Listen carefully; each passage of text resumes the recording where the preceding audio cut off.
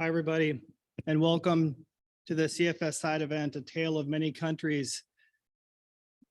People are still entering the call, so I think we'll give it another minute or so before we really dive in. But over the next 75 minutes, we're going to be talking about the place-based nature of food system transformation by hearing many stories from on the ground and how food system transformation looks like in many different places. Now, to set this up, I would like to go ahead and start by showing a video. And I would also like to let everybody know that this call or this side event is also being recorded. If you have any questions, you can also submit those as well too, and we'll have about 15 minutes at the end to be able to answer any of your online questions. This is a hybrid event. So to go ahead and start us off, I would like to show a short video just to tee up some of the work that we're doing on this place-based nature of food system transformation.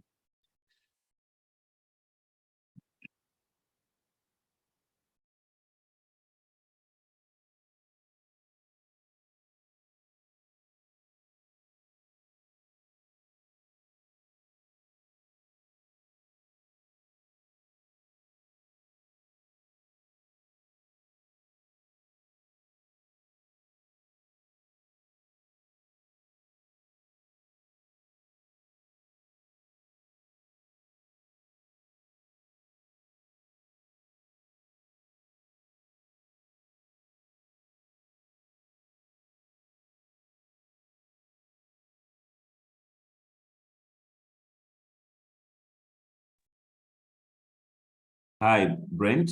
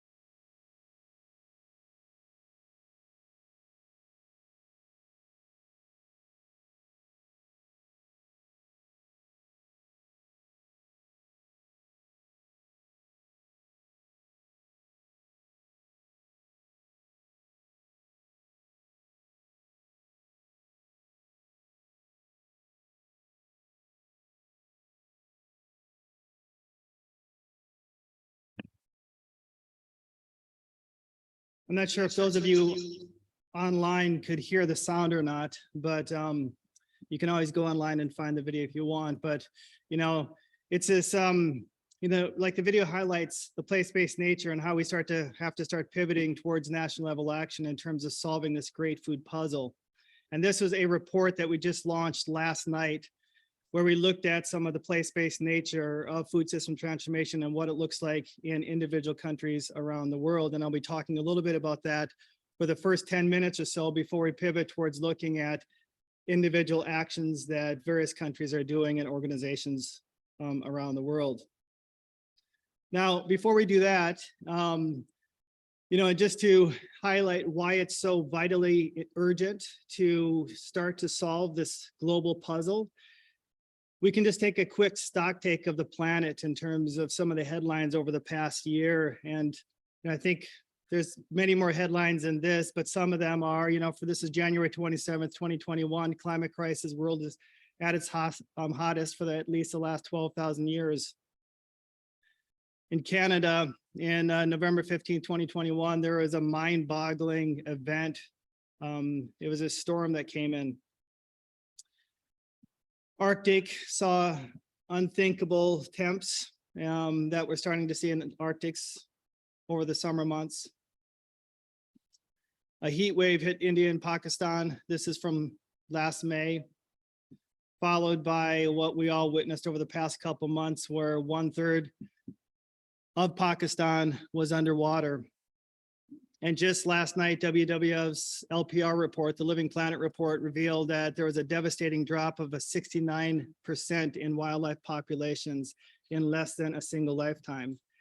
You know, and these are just a few headlines that highlights the urgent nature that we're seeing, this unraveling of nature, and that you know, something is happening in the world that we haven't seen ever before. So there truly is an urgent need to start to put together the global puzzle of food system transformation. Now, we're not going to talk about the health impacts of food because I think everybody here fully understands the health impacts of food. And there's no need to talk about the environmental impacts of food because we just went over some of that. But clearly food is on the front lines of both some of the most urgent health and environmental issues that we see all over the world.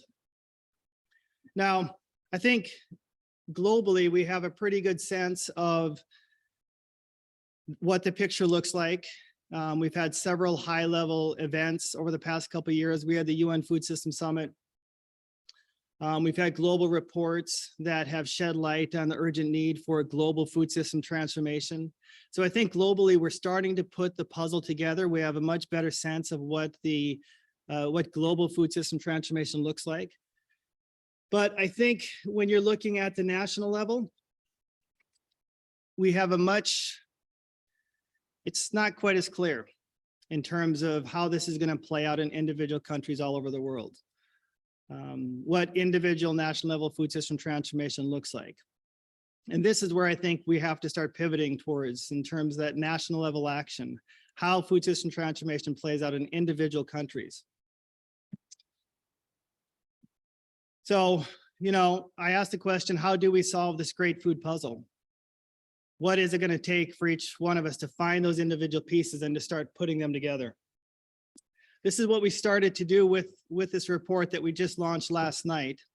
You know, and one of the first things that I think we have to do whenever we solve a puzzle is we have to find patterns in the pieces. You know, if you ever put a puzzle together, one of those large puzzles where you throw the pieces out and it just looks impossible to put together, one of the first things you have to do is you have to start finding patterns in the individual pieces.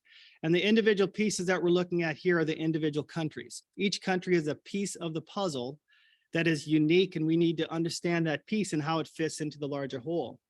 For this particular study, we looked at 4 countries: Brazil, Colombia, Kenya, and the UAE, and those and individual characteristics within each one of those individual pieces. Now, the next step that we need to do when putting together a puzzle is we have to organize the pieces. We have to make sense of them. What we did for this study is we organized the pieces around 6 variables. One was types of production system within the individual country, self-sufficiency or not, food security within the country itself, consumption patterns within the country, the level of biodiversity within the country, and also if it's got high levels of carbon or not within the country. Now, as a wildlife organization, of course, we focus heavily on these last 2 aspects. And one of the reasons that we did is we felt that in a lot of global studies on food system transformation, the environmental aspects get left out. But as we saw at the beginning, we're seeing the environmental aspects play out all over the world today in extreme weather events, or if we're looking at biodiversity levels plummeting. We then took these 6 variables that I just showed you, and we took the 4 pieces of this puzzle, these 4 individual countries, and we organized them by food system type. So are there particular countries that share the same characteristics? Can we organize them in a way? And what we saw is that the first 2 countries, Brazil and also Colombia, share a lot of the similar variables. They play out the same way in these individual countries. So we called them a type 1 system. It's not a very interesting name, and I would welcome suggestions for how else we could call these. But for now, we just wanted to put forward a very neutral name in terms of that type of food system. Kenya, we called a type 2 system because it shared different characteristics from the type 1.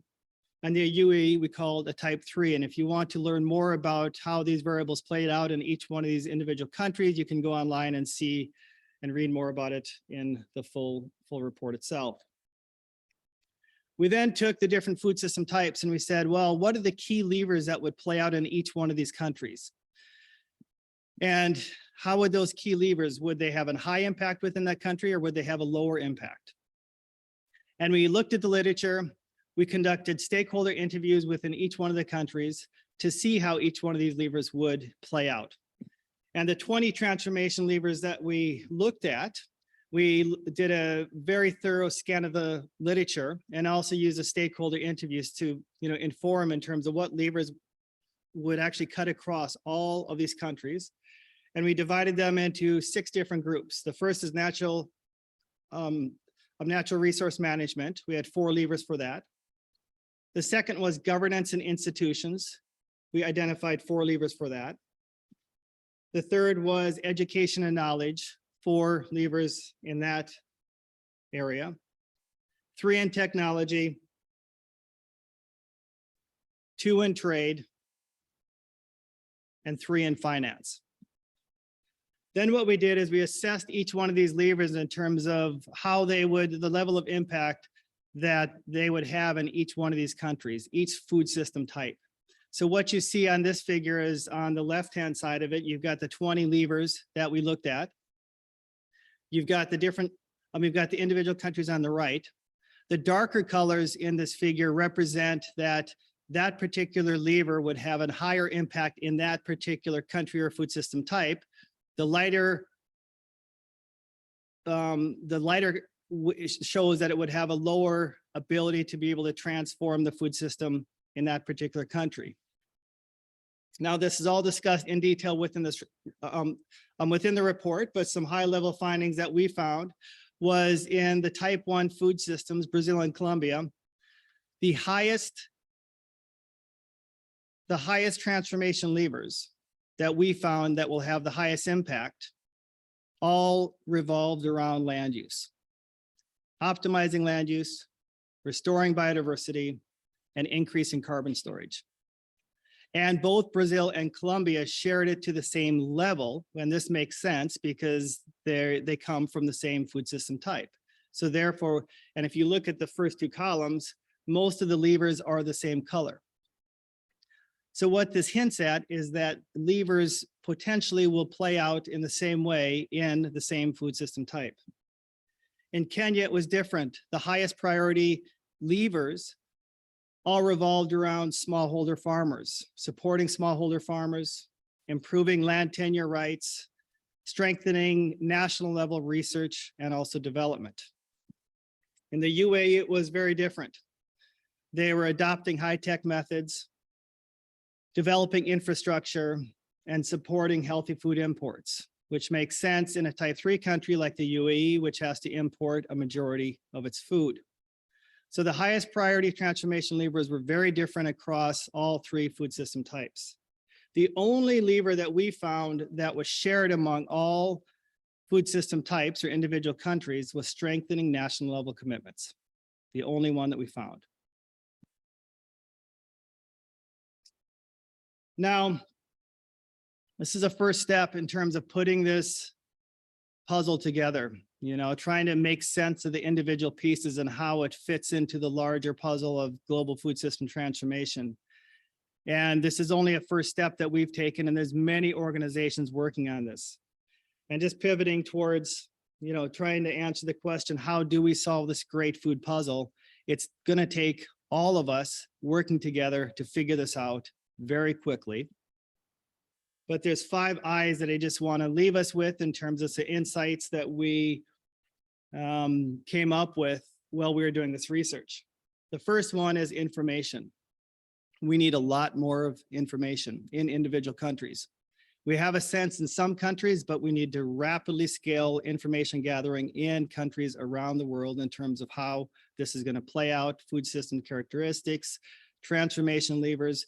And what we're going to be doing with this research, although we just launched it last night, we're going to start phase 2 next month, where we're going to add more countries to the mix so that next year, every single year, we'll publish an update to this in terms of being able to truth test whether these levers make sense, whether the food system types make sense. And as we add more countries to this, we'll be able to see if this organization and categories of world food systems works, but that's going to take time. And I would love for all of us to get involved in terms of how this works. The second is institutions. We need better institutions, and we need to strengthen existing institutions at all levels. The third is integration. We need much better integration across the board between organizations working on health and the environment, between organizations working on the ground and at various levels. And this is something that we're going to have to strengthen to be able to put that puzzle together. The fourth is inclusion. We need to make sure that people are not left behind as we're embarking on this global food system transformation and putting this puzzle together. And the last is inspire. You know, I started off with some pretty extreme headlines, and I think we probably wake up to extreme headlines almost every single day, but we also have to pivot towards inspiring and making sure that we have that inspiring message going forward. So I'd like to just encourage all of us to work together to help us to solve this great food puzzle. And for the remaining hour, we're going to hear from voices on the ground and individuals who are working on various issues in various countries to help solve this puzzle that we're working on. And if you would like some more information about the report, you can find it here. And our first speaker, Lina Mahe, works at the WHO, and she's been working with the UN Food Systems Coordination Hub. And Lina, I think you're one of the most, you're a perfect first speaker to really lay out the role of the UN Coordination Hub, and in terms of solving this this puzzle, the role that you see the UN Food Systems Hubs play. So, Lina, the floor is yours. Thank you very much, Brent. I hope you can hear me well. Yes. Thank you, first of all, to the organizers, WWF and FAO, for giving the UN Food Systems Coordination Hub an opportunity to speak, and also congratulations on the report, solving the great food puzzle, and giving now this explanation that is very, very useful and very clear. And what could be the role of the UN Food Systems Coordination Hub in trying to help solve this puzzle is actually also, for me, trying in the next couple of minutes to explain what the Coordination Hub is, what it is doing, and what it is not. And you already mentioned and referred to the Food Systems Summit that actually happened a year ago, and the UN Secretary General published a statement of action, and he really wanted to carry forward the momentum that was created and is created around food systems transformation. And one of the things that he committed to, or the UN system committed to, is to set up the Food Systems Coordination Hub, all in support of countries implementing food systems transformation pathways. And of course, that in itself is a contribution for the achievement of the 2030 agenda. So the hub is not an implementing agency, and it does not want to replicate existing UN functions. So where you said and mentioned the 5 I's, I would like to mention 3 C's, what the hub stands for, which is it's a coordination body. It has a connector role, and it should act as a catalyst. So these are the hub's 3 C's. And the hub is hosted by FAO, and it's a small team. As you mentioned, we're seconded from the supporting UN agencies, and I'm seconded, as you mentioned, from WHO, because also food systems need to work for the health of the people. To explain further how we can help in solving the puzzle, I would like to explain briefly the 6 key functions of the hub that are defined in our 2-year work plan. And again, as you say, at the global level, things are going quite right, but at the country level, it's a different issue, and we need to really accelerate action there. And that's exactly what the hub wants to focus on, is on the country level action through these 6 key functions. One being the implementation of the national pathways. The second one, to strengthen strategic thought leadership. The third one that I'm responsible for is to engage the ecosystem of support, which is the partners, including the coalitions that have been established and are working around a specific topic in the food system. The fourth one is to leverage means of implementation, and the hub is focusing for the next 2 years on financing the food systems transformation and setting up this new food financing architecture. The fifth one is to continue and support the communication and advocate for food systems transformation and using a systemic approach. And the last one is to prepare for next year's 2023 stock taking exercise. So these are the 6 key functions, and I can see already how they fit into this great puzzle. But what does it mean in practice? So what the hub tries to do is help in matching a demand for support from countries with an offer, a concrete, systemic and customized offer from the ecosystem of support. And if we want to talk in puzzle terms, that means helping putting the pieces of the puzzle together, helping to develop missing pieces of the puzzle, or setting up an inventory system to easily find pieces of the puzzle, or maybe draft a manual on how best to solve the puzzle. As you say, maybe should we start first organizing the pieces by color or by shape? Or also maybe share manuals that have been done by other partners on how to solve the puzzle. Also, we can encourage people to start engaging in puzzling, because some might think, oh, this is boring or this is complex, but we can energize people to join the effort and puzzle together in a coherent way. And finally, also, we can help ensure that smaller or younger participants that want to puzzle can also join in solving the puzzle. And finally, and I think you also mentioned that in the chapter 6 of the report, where you propose recommendations for different partners, is the peer-to-peer learning. So we try to bring teams that have solved or are solving the puzzle in their country. We try to bring them together and link them up with teams that want to start puzzling, so to ensure that experience can be shared and that countries can learn from each other. So that's in a nutshell, Brent, what I think how the hub can help in solving the great food puzzle. Back to you.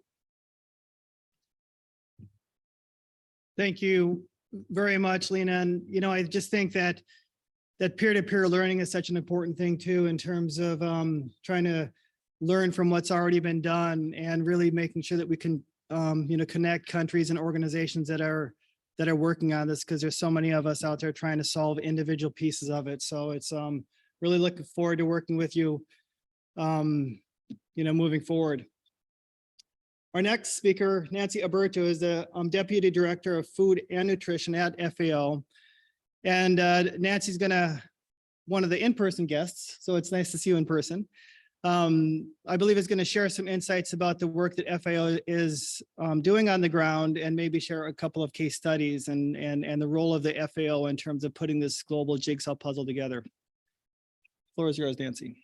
Thank you, Brent, and it's very nice to see you in person as well. Good morning, everyone that's here in the room. Good afternoon, good evening to those of you online who may be in different time zones. Let me start by giving everyone a welcome on behalf of FAO. We're very pleased to be supporting this side event on place-based solutions for transformation of food systems.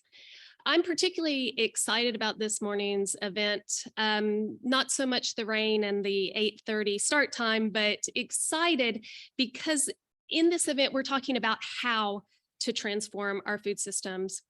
Of course, transforming food systems is something we've all been talking about and been showing more interest of since the UN Food Systems Summit. But as we've already mentioned, we are already a year out from the UN Food Systems Summit.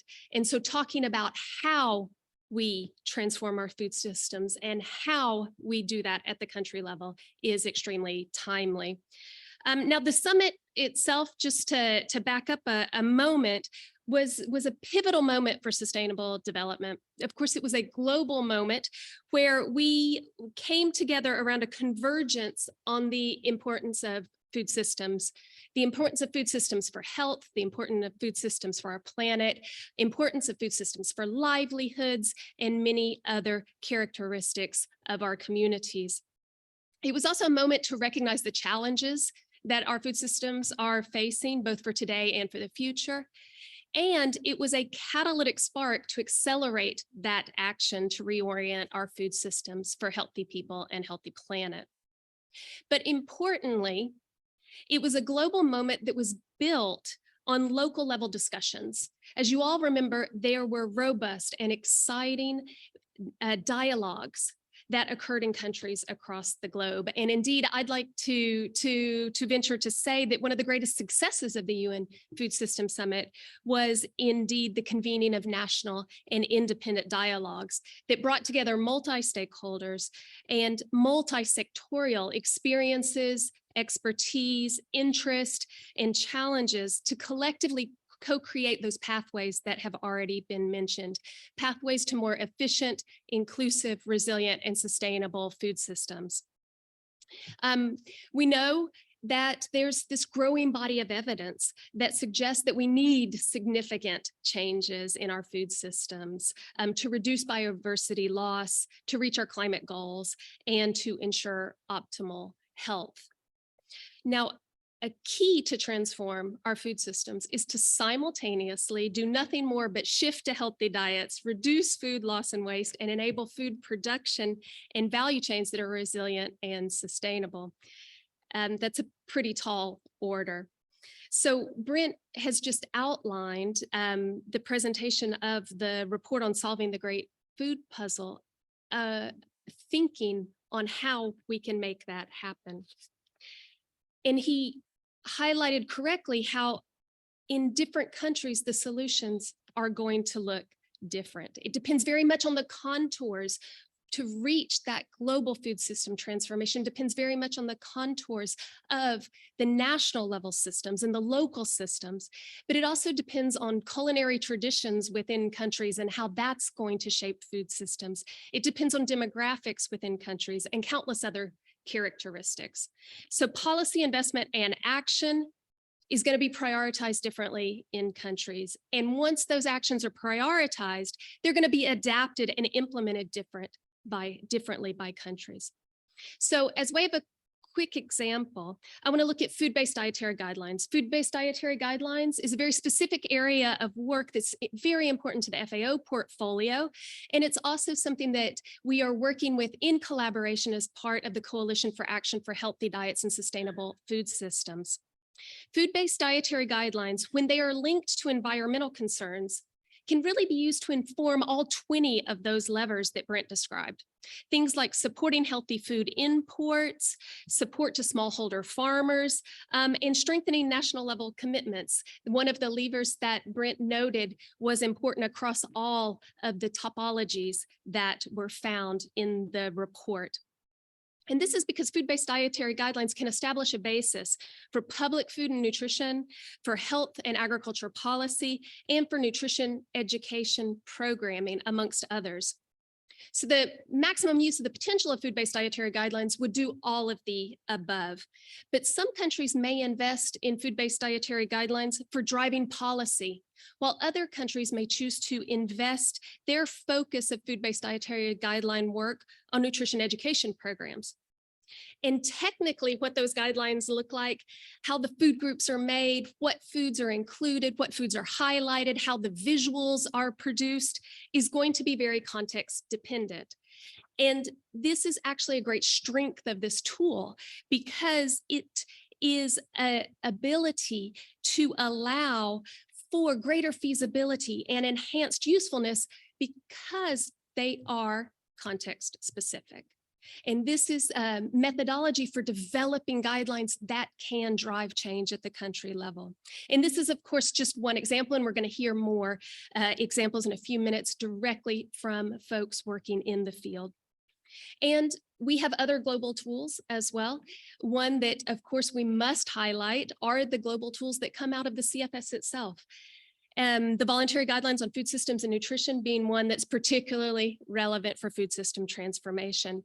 These guidelines, they're based on evidence, they're informed by expertise, and they are established through multilateral negotiation and consensus. So the strength of CFS guidelines cannot be overstated, but they as well need to be localized. They need to be adapted for successful implementation in diverse contexts. So learning from the past, learning from what's occurring today can inform how this can happen successfully. So my expectation for the remainder of today's event is for us to collectively consider these examples of place-based solutions for food system transformation and hear how transformation is happening through individual experiences so that we can all recognize how each one of us has the power of transformation. So let's listen and learn from our colleagues from the field and collectively prepare to take action to ensure that the change that we've all committed to, the change for healthy people and healthy planet, becomes a reality. Thank you, and back to you, Brent. Thank you very much, Nancy. And important message that change really starts at home, right? And we're all here because I think we're on that journey together. Let's now take a quick journey of the world to hear about food system transformation in different countries. Our first guest, Dr. Dao Tean, Vice President of Vietnamese Academy of Agricultural Sciences, will share some of the work that they're doing. And I believe that Dr. Dao was also one of the leaders and organizers of the UN Food Systems National Level Dialogue as well. Dr. Dao, it's great to have you here. The floor is yours. Thank you, Brent. So first of all, I would like to thank for FAO and YYF to invite Vietnam as speaker in this side event. It's very important. So as you know, Vietnam is a smallholder-based agriculture exportation. We export every year about 6 million of ton of rice to different markets in Asia, in Africa, etc. But we can think that maybe national food security is ensured. The problem is that when we go to the food system analysis, we can see that a lot of factors unsafe, unstable, unsustainable.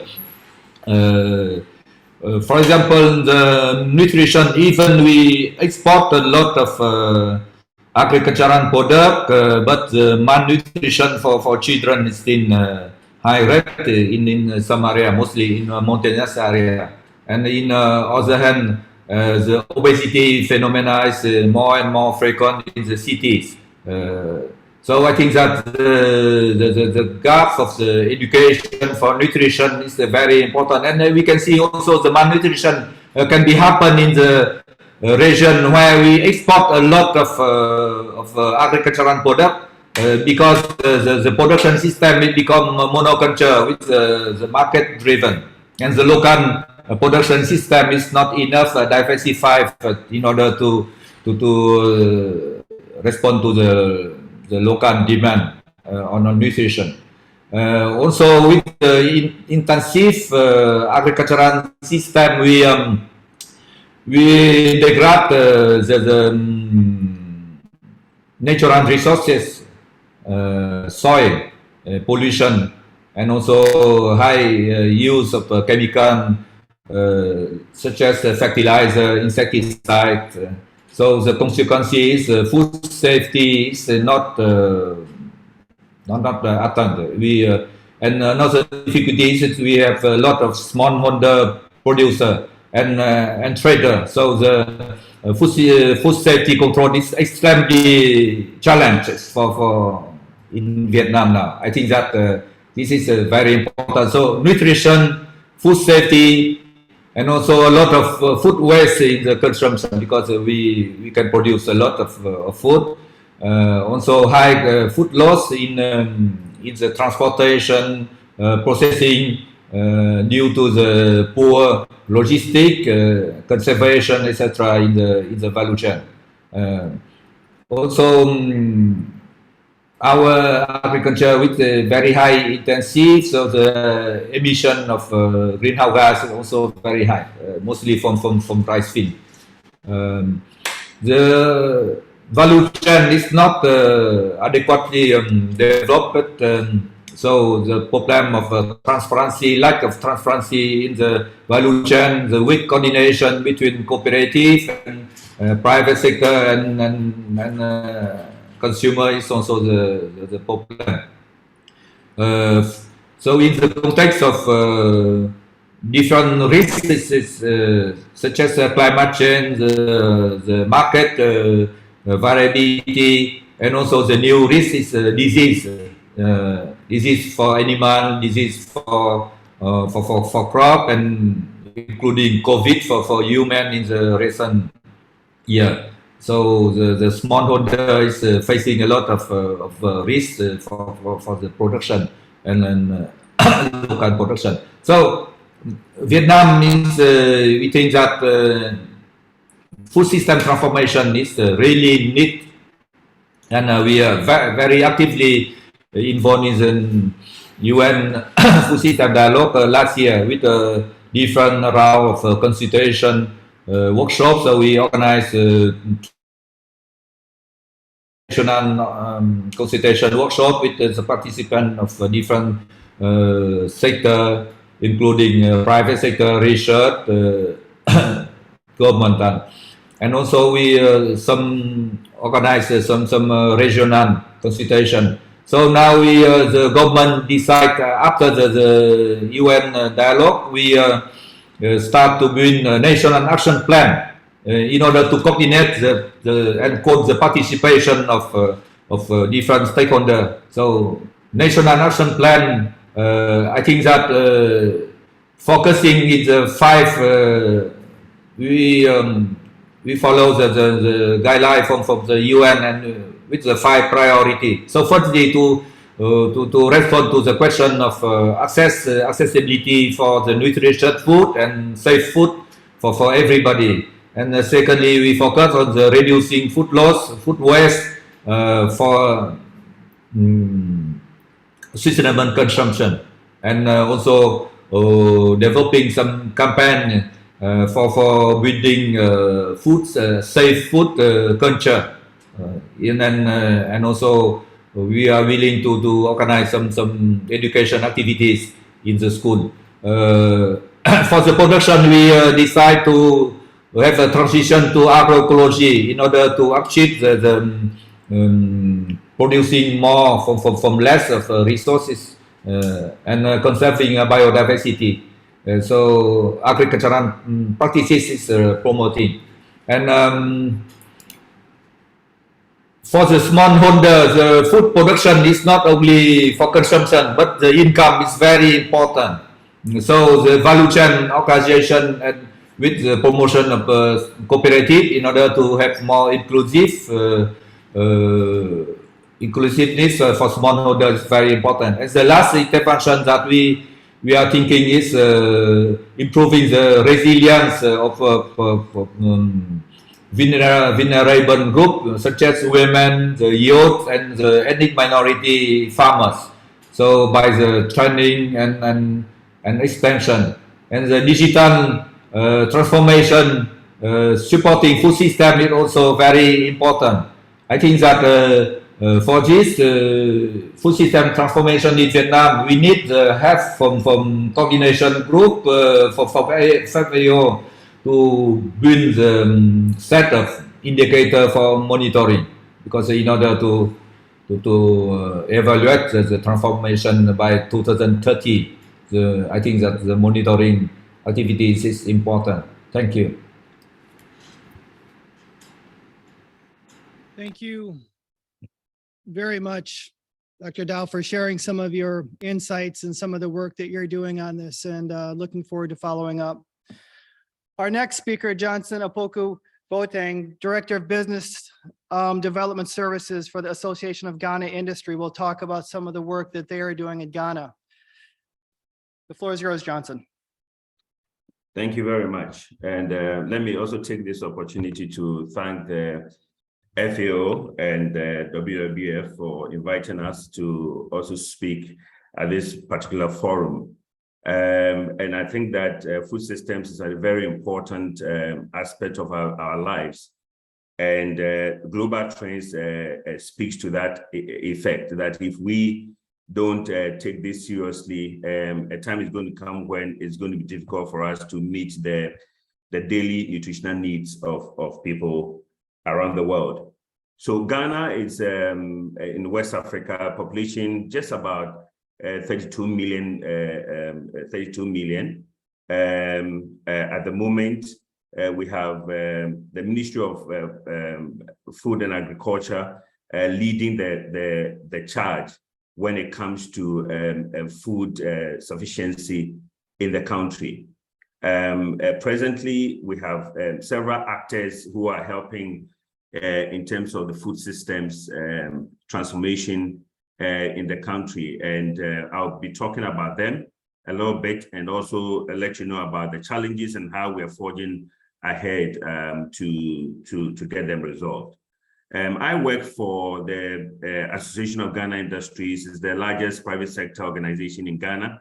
And we are always talking to government and making sure that we push policy for the business environment, and also ensure that capacity is built across industry. And so we are starting from primary production through aggregation, through processing, and even marketing of our produce in the country.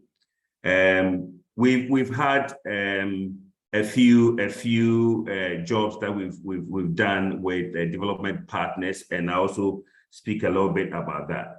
We have a challenge. Last year, during the discussions at the Nutrition Forum, we shared certain statistics that we've made a bit of progress, decreasing undernourishment to about 6.5%, which is still below the global average of 8.9%.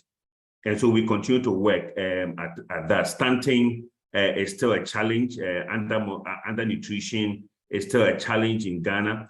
And the Association of Ghana Industries being the fulcrum around which all the other organizations work around to ensure that we have sustainable agricultural practices dovetailing into sustainable processing activities is actually upheld. We've realized that obesity has increased to 29.3% because at the moment we have more than 50% of the population living in urban centers, and the rural-urban migration is still a challenge. We still have a challenge in that. And so government is doing everything possible to ensure that we are able to move some, create jobs in the rural sector, so we keep the population around there to help in the production of food for the country.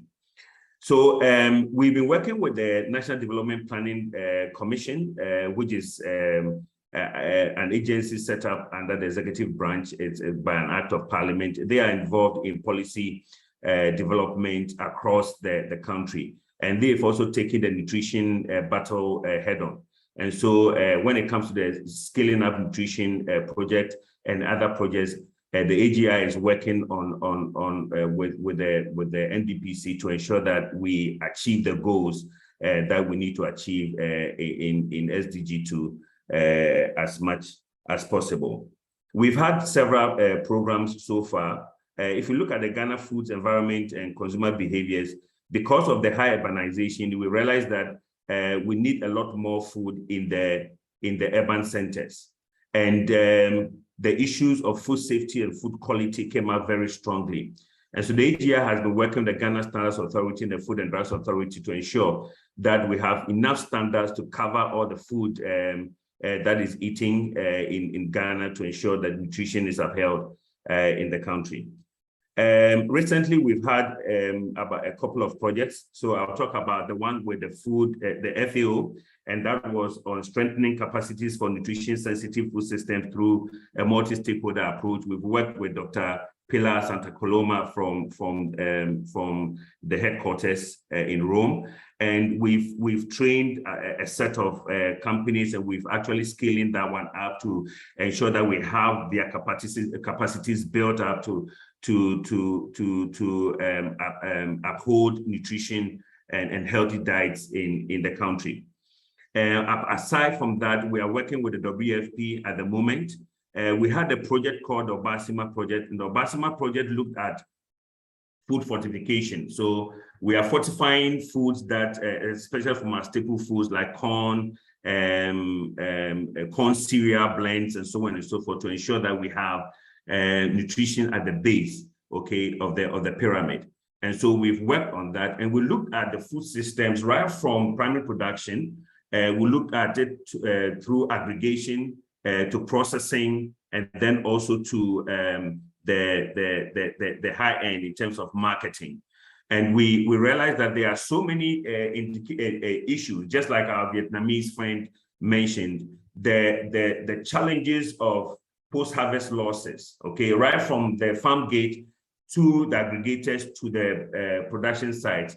We need to invest in modern technologies of transporting food because we've seen a lot more of food losses in the chain.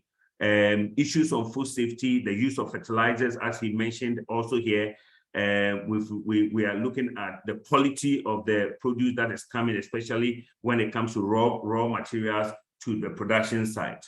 And at the production sites also, we are investing heavily in food safety systems. So for most of the companies in Ghana producing food products, we are investing, or we are building their capacity in food safety management systems. So we are recommending the ISO 22000 and ISO 9001 for quality management systems to ensure that whatever they are doing there, food safety and quality is upheld. Okay, so these are some of the things that we are doing. And for the fortification project, we've come up with about 5 products, which is now on the market, and they are being sold at magical price points, so that at least those who cannot be, who do not have the purchasing power, I mean the base of the pyramid, will be able to afford these foods. So that's one of the things that we are doing with the Obasima project. And we are now also working with the Plan International. We are looking at the value chains for maize, soybean, and then on another front, we are looking at cashew. So how are we helping the women in the rural areas to be able to farm and get this produce at the quality that is needed by producers? So we are linking the primary producers with the processors. And in that chain, we are also developing their mindset in terms of business, okay? Developing business plans for these women and how they can farm sustainably and so on and so forth. So these are issues, these are projects that we are handling at the moment with Plan International. So whilst we are done with the FAO project, we are scaling that one up from the AGF point of view. We are also working with Plan International to scale up for women in the Middle Belt, so the northern region and the Middle Belt. And then thirdly, we are also working together with other partners to ensure that we have sustainable agricultural practices in the country. The last bit of my presentation is based on these sets of things. So the items we are looking at is food safety.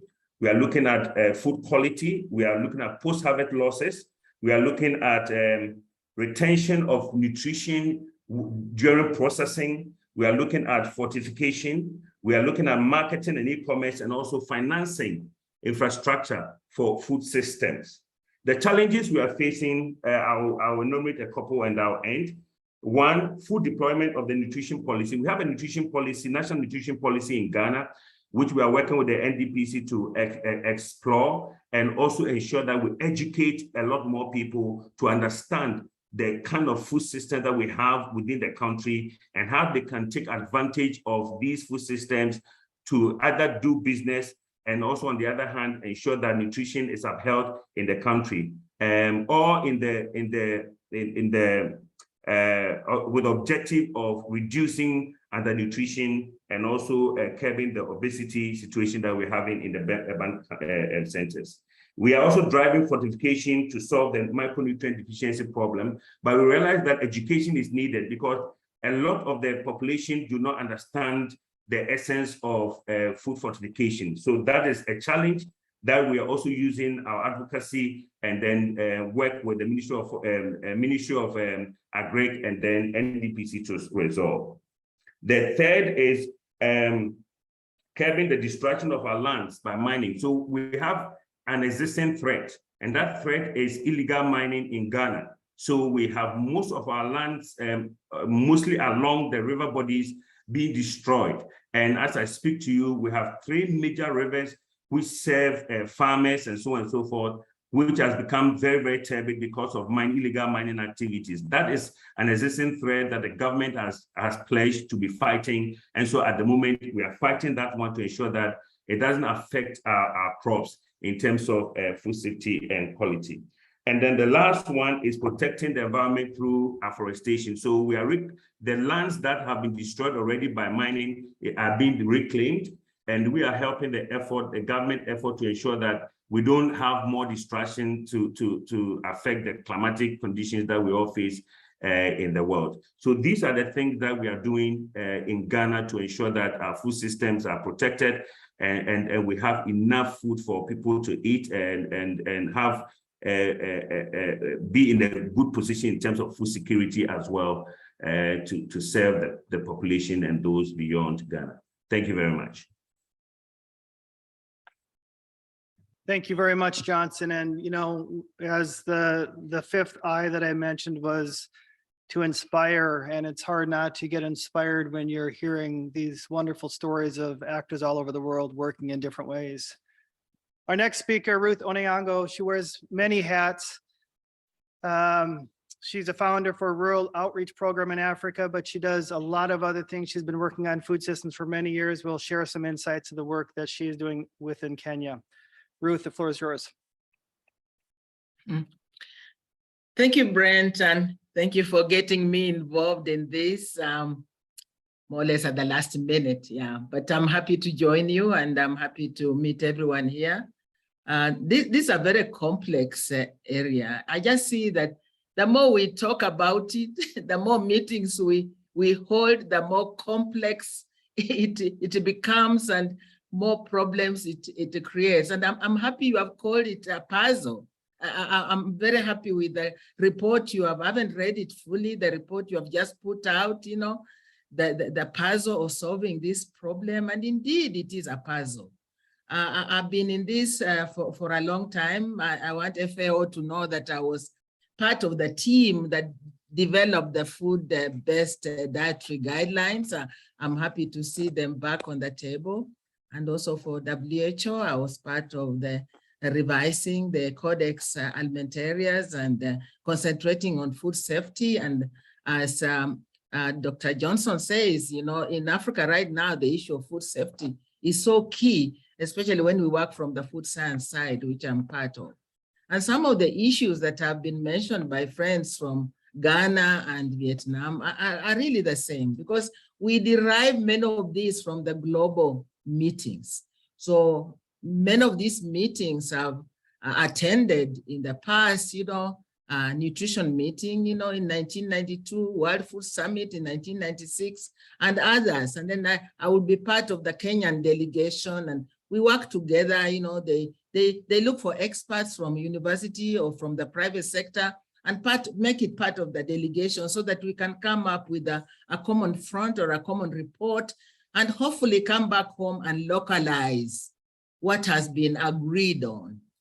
Now, we are trying to see, and I think, Brent, when I talked to you, I wanted to find out, so what is going to be new now? You know, what are we going to discuss? And you told me very specifically that we really now need to look at the national level. Globally, issues can be raised, and many issues that have been raised globally have helped us at the local level. I know for sure the issue of women and women's liberation and participation and empowerment, you know, it really, when it gets a global focus, it makes it easier for us at the local level then, and that has done a lot. But I'm realizing that there's just disconnect everywhere. So we hold these global meetings. Sometimes we have donors come together. They have pledges. Sometimes they are met or not. Funds are released, but then Ruth comes back to Kenya and Ruth goes back to her community, and there's no impact at all of those pledges. So there's just a huge disconnect. You know, the issues are there. The problems are there everywhere. People at the local level don't know what's going on, but at least I'm representing them. And I would like to see some of the resources come to the ground to help the issues there, because that's where they are spelled out, you know, that's where they're evident. People are keen to do a lot for themselves, not to be on the begging end. So in terms of resources, Brent, I see that a huge disconnect. We all mean well. I believe the issues are known. I believe there's enough resources, by the way. We shouldn't be having increasing malnutrition, increasing poverty, increasing hunger. No, there is enough. But just getting donors to reposition themselves and also following up on what they have pledged and what they have given to the country level and then to the local level to make sure that the funds reach the target populations and there is impact. That are found to be a real problem. The other thing is we then come and localize and have these nice sounding policies, and they remain as policies. You know, it's like Dr. Johnson said about Ghana. So we have fortification, even in Kenya, we have fortification. But you know, you find products, yes, they are fortified, but nobody has actually educated the consumer. So our consumer institutions, we talked about having new institutions or strengthening existing institutions. I think the consumer base is very weak and it needs a boost to understand what we now have all realized, that healthy diets are important and intensive agriculture using chemicals all over the place are no good. Everybody actually is feeling the pinch of that. All of us are having cancer everywhere, diseases. And if you ask the common person at the local level, they'll tell you that it's all because of what we get into our bodies through agricultural products.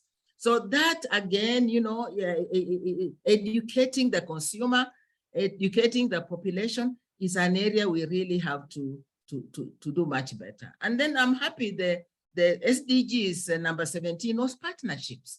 And that was highlighted during the Food Summit, System Summit, you know, which I attended online, a very, very important summit. But like someone said, you know, a year on and now, again, we are moving on. We just be talking about problems. So I think we have an opportunity to inspire. And that's why I still work in this field, even though I should be retired, but you can't retire from food issues because we eat food all the time. We need it.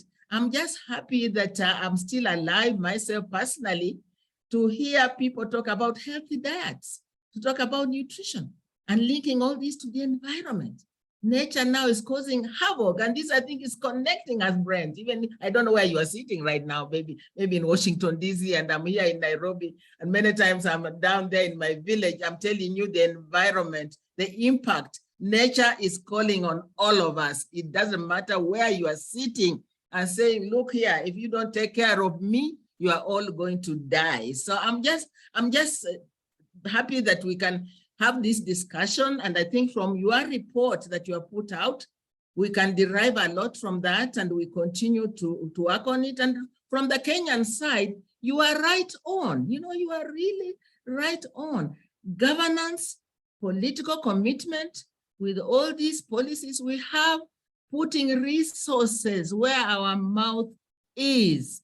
We should be having 25% of the population in Kenya suffering hunger, malnutrition, because we have the worst famine ever, the worst drought ever affecting the northern part of Kenya. And this has been on for as long as I've been alive, but we need to be deliberate and to do something about it. So I just want to also encourage even our own governments to invest in research. Most of our agricultural research is foreign funded, you know, so when it comes to holding our own governments to account, we need a mechanism where there is accountability, where even the donors say, look, if we put this on the table, and I think someone mentioned this, these are matching fund, let's put it on the table. So more and more ideas on what can we do from where we are. And personally, and this is my last one, that personally, as Ruth, I've worked at the community level. I work with smallholder farmers, and the information I get from there is what I actually share globally, and I share regionally, and I share nationally as well, and mostly women. But we have young people. We have young people, we have retired people. They are all going into agriculture, and we have to invest in agriculture because it's only through that as a nation and as a people we can develop. Yeah. Thank you so much, Brent. And I'll be available whenever you call on me, by the way. Yeah, because I like what you're doing. Thanks a lot. Thank you, Ruth, and thank you for those words. Very inspiring. And, you know, especially the fact that, you know, I think all of us are happy to see food finally being discussed at this level and to such a wide degree in so many forums. I mean, COP27 in many ways has been labeled a food COP because there's so many things happening there. So it is very exciting time, and now we just need to take that and turn that into action at the national level, as you've so clearly outlined. So thank you very much, Ruth, for that. Our last speaker is going to highlight an often forgotten aspect of whether it's global food system transformation or national level food systems. Our next speaker, his name is Robert Banish, Food Security Advisor for the U.S. State Department. Will talk about the role of blue foods. And, you know, I have to admit that even in our report, we unfortunately did not highlight the role of blue and, you know, blue foods to the level that that we should. But next year we will make sure to add a very important element of that. So, Robert, the floor is yours. Thank you, Brent. First, I want to say thank you for all the wonderful speakers that have gone before me. I'm humbled to be part of this panel. This week here at the Committee of World Food Security, it's so great to see pushes from the food security community, spanning governments, the private sector, civil society, and across the UN to incorporate aquatic and blue foods as a core part of what we're calling now the blue or the food security puzzle. I like today to discuss some of the barriers to the urgently needed embrace blue foods and to highlight some of the national and international initiatives by the United States and partners working to shift the baselines. Too often, as Brent mentioned, fisheries and aquatic aquaculture are treated as environmental or industry issues. And broadly, food security, as we talk about it, is framed in terms of agricultural crops. While we must acknowledge the incredible scale of cereal crops and how in a matter of decades, the world has been able to ratchet up production in the face of armed conflict, climate change, and most recently, COVID-19, rice, wheat, maize, and soy do not capture the whole picture of food and nutrition. Foods we produce from our oceans, rivers, lakes, ponds, and even pens provide us with as much protein as we get from poultry and more than from either swine or beef.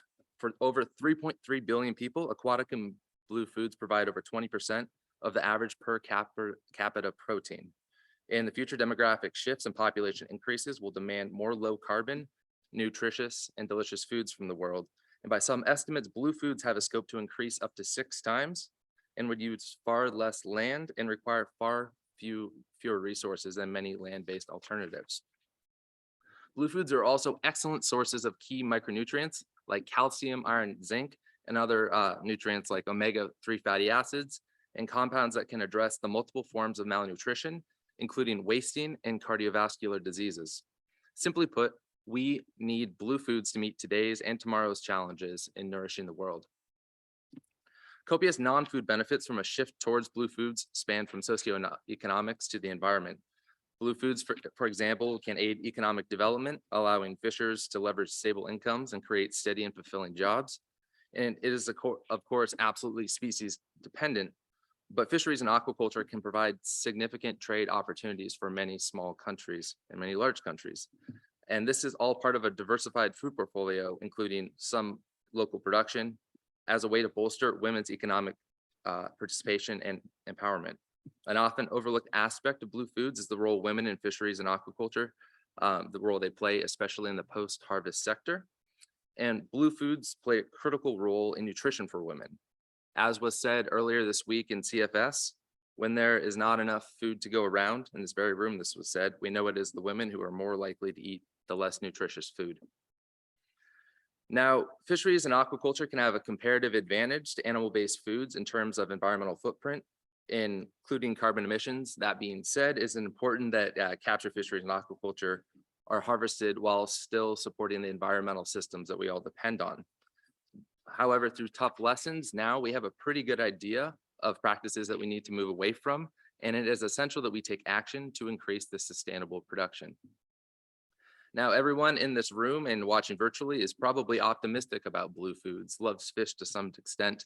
But to be honest, we have a lot of work ahead of us and must recognize solutions that the solutions will look different in different places and different contexts. Here at CFS this week, on Monday, IFAD President Lario said that we need more support for small scale producers getting their products to markets, including from blue and aquatic foods. This is getting more attention. So we must develop appropriate supply chains, including cold chains, processing equipment, preservation, and carbon efficient transportation systems. Having been a commercial fisherman myself for about a decade, I've seen improvements firsthand, like how cold storage and improved handling practices can increase the quality of products as well as boost profits. So it's a win-win-win. This week at CFS, there were intense negotiations to salvage the CFS guidelines on gender equality and women's empowerment, which specifically supported the uptake of labor-saving technologies for aquatic food production and processing, and for reducing burdens disproportionately put on women and girls. The United States and its many allies are committed to the uphill battle ahead of us to further this work stream in the coming year. Fortunately, we were able to find consensus on the youth agricultural policy recommendations this week, which notably recognize the need to respect tenure rights and support youth access, sustainable use, and conservation, including in fisheries.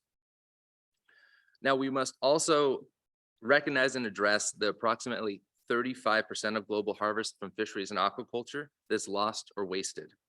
Having myself studied in this field, I can tell you 35% is a gross underestimate. We can and we absolutely should work to reduce IUU fishing and improve aquaculture practices and just general fisheries management, but we would be so much more effective if we didn't have to leave 1/3 of the fish on the table. In the spirit of national pathways, I'll conclude by highlighting that the United States is undertaking unprecedented steps in both its national and international work to elevate blue foods. First and foremost, let me draw attention to the US endorsement of the Blue Foods Coalition at the UN Oceans Conference this summer. And while my country is a lead supporter for global food security efforts, including humanitarian food assistance, the fact is that emergency food aid is a very expensive alternative to investing in resilient food systems. This year, the US led in a push to adopt the FAO strategies on climate change and science and innovation. And I'm very happy to say that the FAO Council report, it refers to fish or fisheries 26 times. This is unprecedented. And we are seeing other changes. For example, for the first time, the US government Global Food Security Strategy features an entire section on blue foods, fisheries, aquaculture, and fisheries management. Our flagship program, Feed the Future, is retooling to accelerate more resilient food systems, and that includes aquaculture and fisheries.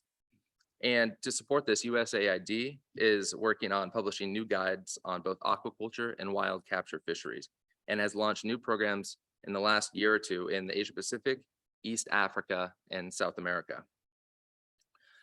On US soil, across agencies in the US, we are increasing government and private sector investment in aquatic and marine systems in many ways. For example, we're developing a national seafood strategy. We're finally looking ahead, this is fantastic, to address development, sustainability, and trade in the seafood industry, and working across agencies, notably with public participation on a national aquaculture economic development plan. A few weeks ago, I had the opportunity to attend the President's Conference on Food, Hunger, Nutrition, and Health, and I saw everywhere I looked a larger envisioned role for blue foods, from connecting people to local fishers to blue foods playing a larger role in school meals. So given some of the specific challenges with nutrition in the United States, I'm absolutely ecstatic that this is finally getting its high level attention it deserves. And with that, I will happily pass the microphone back to Brent and hope there is time for questions. Thank you. Thank you very much, Robert. And unfortunately, as always seems to be the case with these things, we run out of time with questions, but we've heard from so many inspiring speakers today. And in the last 5 minutes, I would like to turn the floor over back to each one of the speakers just to share, as they've heard everybody talk about various actions on the ground in individual countries. I'd like to hear from each one of the speakers and just to share some, 30 seconds of just some final ideas, remarks from what we've heard today. I'll start with you, Lena. Yeah, thank you, Brent. And indeed, I mean, this event and the presentations really show the diversity of the food systems. And I've heard a lot of important messages, including from Professor Ruth, about the disconnect between global and local. And again, as the hub, we see an important role here to help in making these connections. Also, what I hear is the importance of governance and commitment making. And again, we hope to continue working as the hub on these issues. But just to mention, and as in one sentence, that yeah, food systems transformation is indeed like a puzzle, and it seems like a really big mess. We haven't even talked about within countries how there can be different systems, urban, rural, and in different regions. So it's messy. And it might not make sense initially, but once you start the work, you start seeing a picture, and once it's done, you can really get a sight on an awesome picture. So let's keep continuing putting the pieces together. Thanks. Thank you, Lena. It's like we've just taken that 2,000-piece puzzle and dumped it out on the table, and it looks impossible at this point, right? Nancy. Yeah, thanks, Brent. What really struck me was a comment made by Johnson about the fact that there's a policy, but that's not quite enough. We have to go a bit further. So it's not just the disconnect between the global and the local that was highlighted by Ruth, but then once we get to that government policy in a country, we need that government leadership and all of us working together to implement that government's vision. So having that policy in place is so important, but then all of us coming together to make the government's vision a reality is important. So I'm glad that we're here connecting, and I hope everyone was as inspired as I was, and we at FAO stand ready to support in that transition from policy to action as well. Thank you very much, Nancy. Dr. Dow.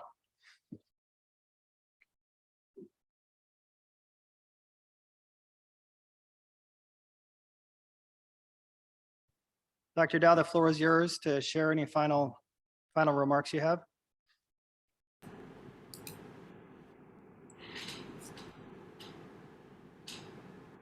So I think that yes, the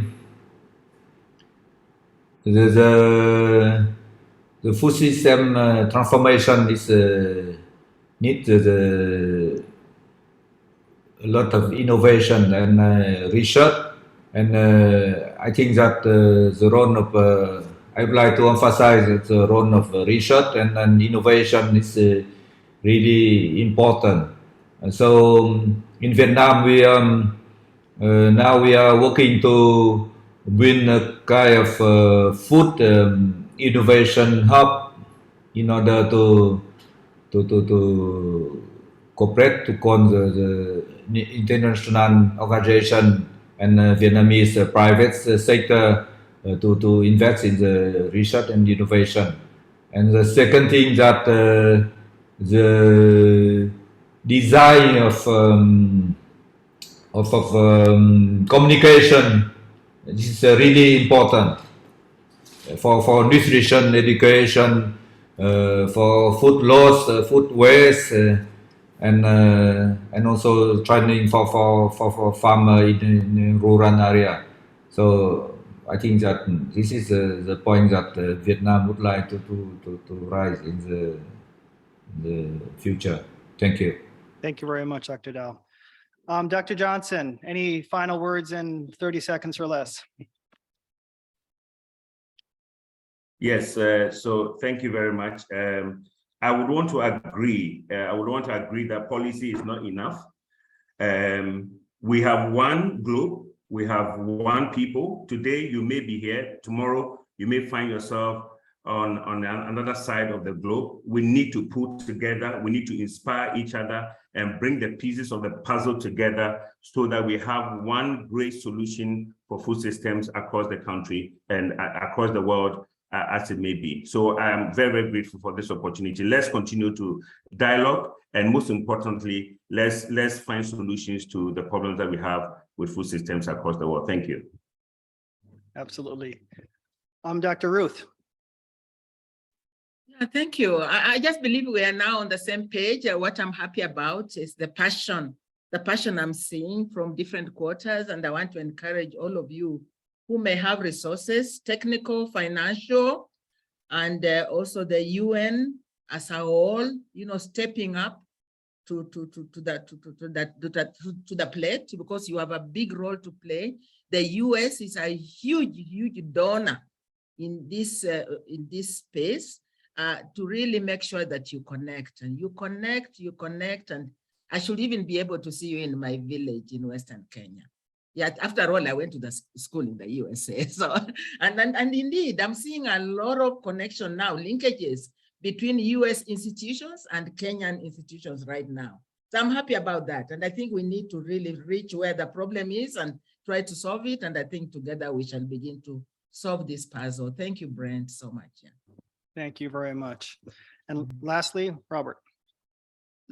Thank you. This has been a fantastic experience. It's been really useful to learn about the diverse food security challenges and all of the different contexts from the speakers today, and the unquestionable need for food system transformation. We have, concerns from nutrition to food safety. We have concerns about scales. We need innovation. We need technologies. But we all kind of converged, I think, today on the need for policies, and more than policies, we need leadership. And this over time is going to lead to inertia. And just in closing, I would say it was inspiring just to see the dedication of all the speakers and their contexts, and their willingness to take the challenges they're facing head on. So thank you. Thank you, Robert. I think the last I got the most attention with inspiring, so that's not bad. With that, we're out of time. We're actually over time. I'd like to thank everybody online and in the room for waking up so early with your coffee to help us solve the great food puzzle. That we've just thrown the pieces on the table and now we have to start putting it together. So thank you, everybody. And we look forward to a lot more work ahead. Bye-bye. Thank you. Bye.